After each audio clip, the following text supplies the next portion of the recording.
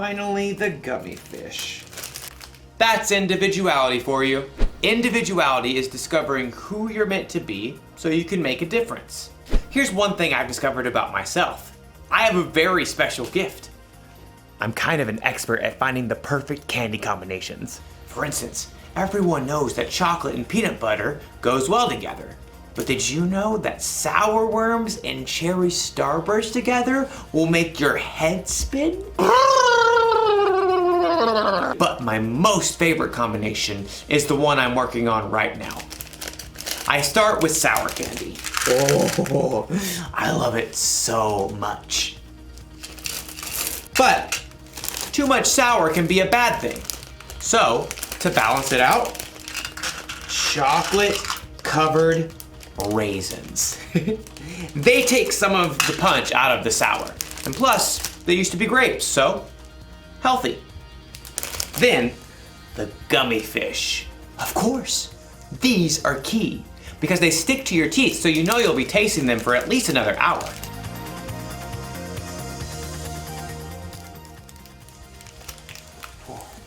You see that? I used my gift of candy combining to really make a difference in my life. Now I have all these perfect little bags that I can enjoy for weeks to come. Or at least a couple of days. I'm going to eat so much candy. So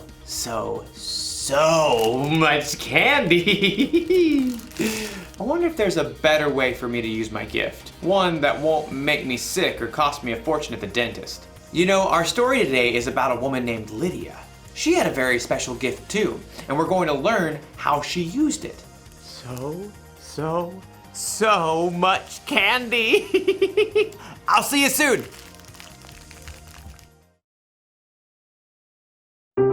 The Bible.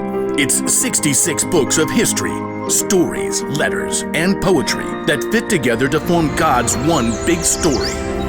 The epic adventure of how He created us and loves us so much that He made a way to rescue us. As we travel through the Bible, from Genesis to Revelation, we discover people who met God and found their lives changed forever. Now, for an amazing story, inspired by the book of Acts, chapter 16, verses 13 through 15. Lydia of Thyatira was a remarkable woman. Her city was known for its craftsmen, especially those who made and sold expensive purple dye. Take a look. I use only the finest snail shells. Though most successful people in business were men, Lydia learned the craft of purple dye. And when she traveled to the Roman city of Philippi, she set up a business selling rare, expensive purple cloth. Please note, we have lilac, plum, iris, lavender, and grape fabric laid out. And over here you'll find amethyst, eggplant, and orchid. Lydia had likely been raised to believe in many false gods, but in her heart, she knew there was something more. The Jewish people believe in just one God. What if they're right? The city of Philippi had laws against bringing any unknown religion into the city. But Lydia would meet outside the city gates on the riverbank with a group of women who believed in the one true God. Love the Lord your God with all your heart and with all your soul. Love Him with all your strength. Lydia and the other women had never heard of Jesus. But as they began to seek God together, God sent a vision to someone else, the Apostle Paul, who was staying in the Greek city of Troas. Dream.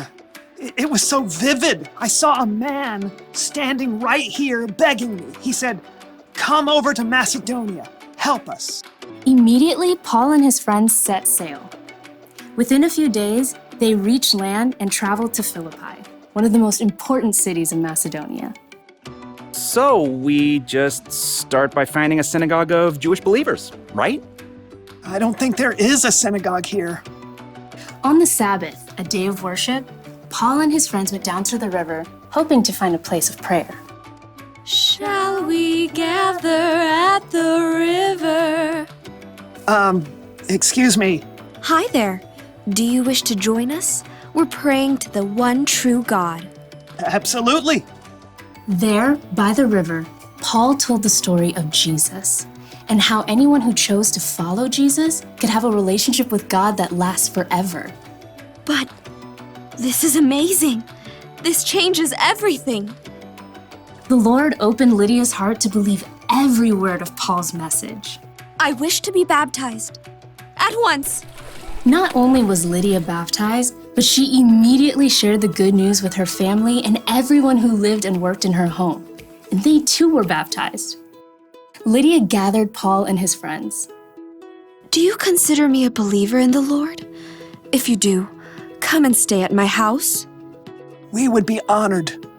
As a successful businesswoman, Lydia's house was likely large and beautiful. We must meet here from now on. Lydia did not hesitate to give everything she had to the believers in the brand new church. And when Paul and Silas were later thrown in prison and then released, they immediately returned to Lydia's home to rest and prepare before they left the city. You must be brave. Of course we will. Don't forget to write. Later, Paul did write a letter to Lydia and others in the church of Philippi, and he remembered his time spent in Lydia's home and the church there with great joy. I thank my God every time I remember you. In all my prayers for all of you, I always pray with joy. I'm happy because you have joined me in spreading the good news. God began a good work in you, and I am sure that he will carry it on until it is completed. In everything she did, Lydia continued to use her gifts to help others.